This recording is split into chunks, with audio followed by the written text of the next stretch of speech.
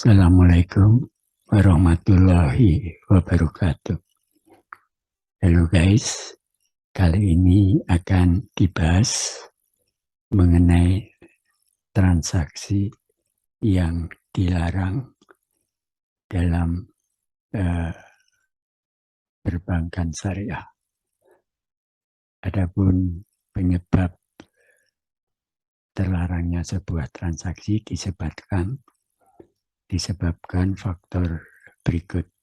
Yang pertama, haram zatnya, haram selain zatnya. Yang ketiga, tidak sah atau tidak lengkap akadnya.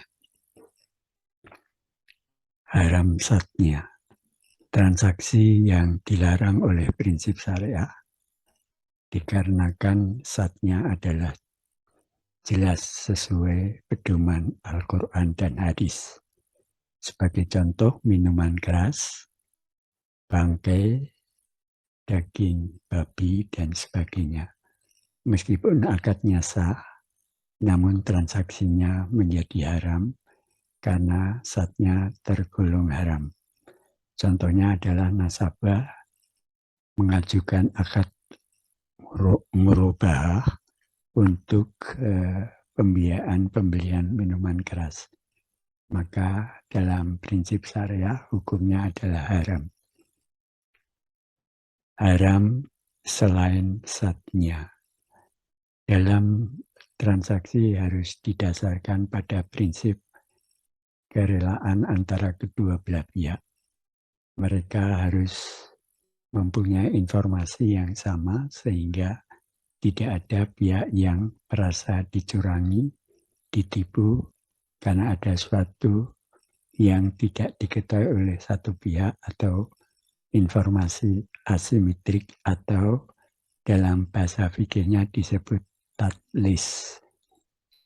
Tadlis dapat terjadi karena 4 hal, yaitu kualitas, kuantitas, harga, dan waktu penyerahan. Melanggar prinsip la taslimuna wala tuslamun. Rekayasa dalam pasar penawaran terjadi bila seorang produsen, penjual, mengambil keuntungan di atas keuntungan normal dengan cara mengurangi suplai agar harga produk yang dijualnya naik. Menurut fikih, hal ini disebut iktikar. Iktikar terjadi apabila memenuhi syarat berikut.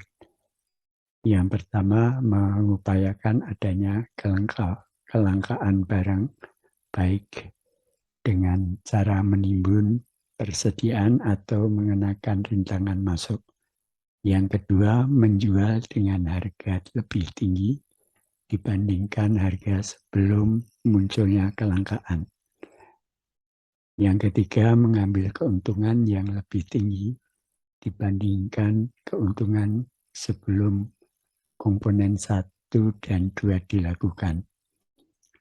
Rekayasa pasar permintaan terjadi bila seorang produsen, pembeli menciptakan permintaan palsu atau fiktif, seolah-olah ada banyak permintaan terjadi terhadap suatu produk, sehingga harga jual produk itu akan naik.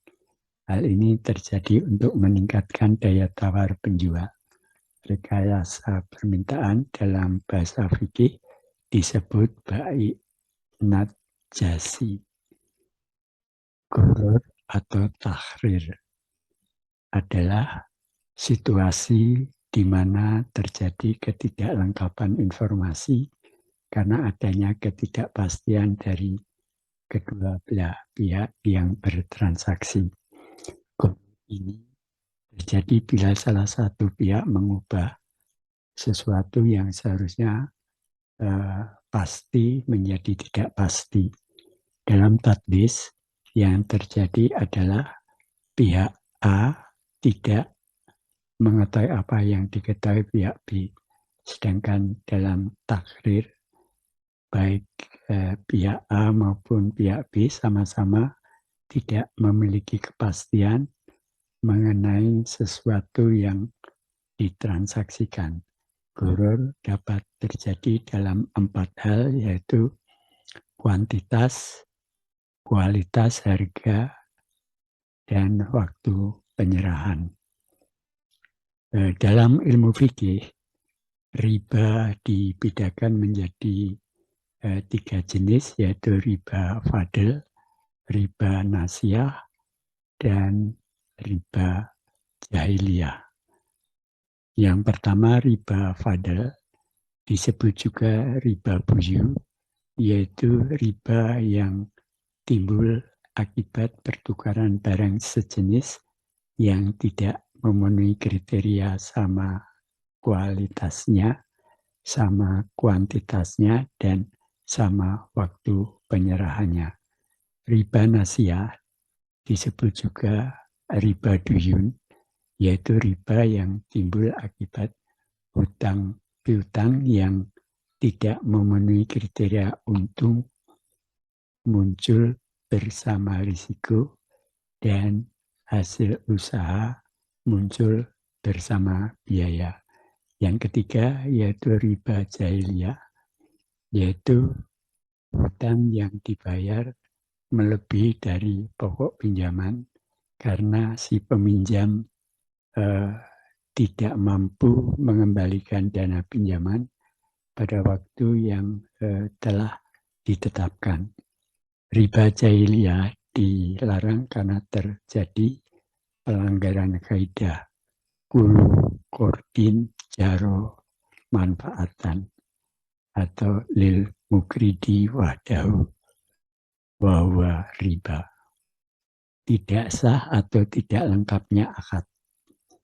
Suatu transaksi yang tidak masuk dalam kategori haram li dzatihi maupun haram li ghairihi belum tentu serta-merta menjadi halal.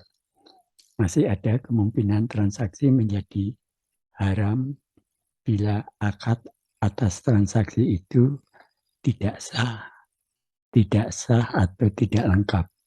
Faktor-faktor transaksi yang dikatakan tidak sah apabila tidak memenuhi hal berikut. Yang pertama, rukun dan syarat tidak terpenuhi. Rukun adalah sesuatu yang wajib ada dalam suatu transaksi yang cara mengerjakannya secara urut sesuai peraturan yang ada. Rukun dalam muamalah bidang ekonomi dibagi menjadi 3, yaitu yang pertama pelaku, yaitu bisa berupa penjual dan pembeli, penyewa dan pemberi sewa, atau penerima upah dan pemberi upah. Yang kedua, objek, dapat berupa barang maupun jasa. Yang ketiga, ijab qabul, yaitu kesepakatan antara kedua belah pihak yang saling bertransaksi. Ada ta'aluk.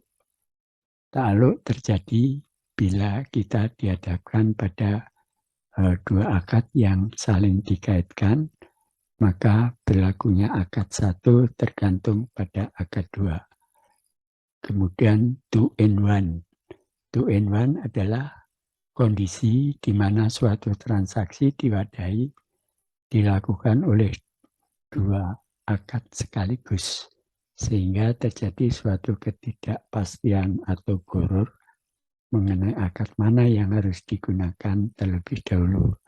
2 in 1 terjadi bila semua dari ketiga faktor di bawah ini terpenuhi, yaitu objek sama, pelaku sama, jangka waktu sama. Bila salah satu dari faktor di atas tidak terpenuhi, maka 2 in 1 tidak terjadi.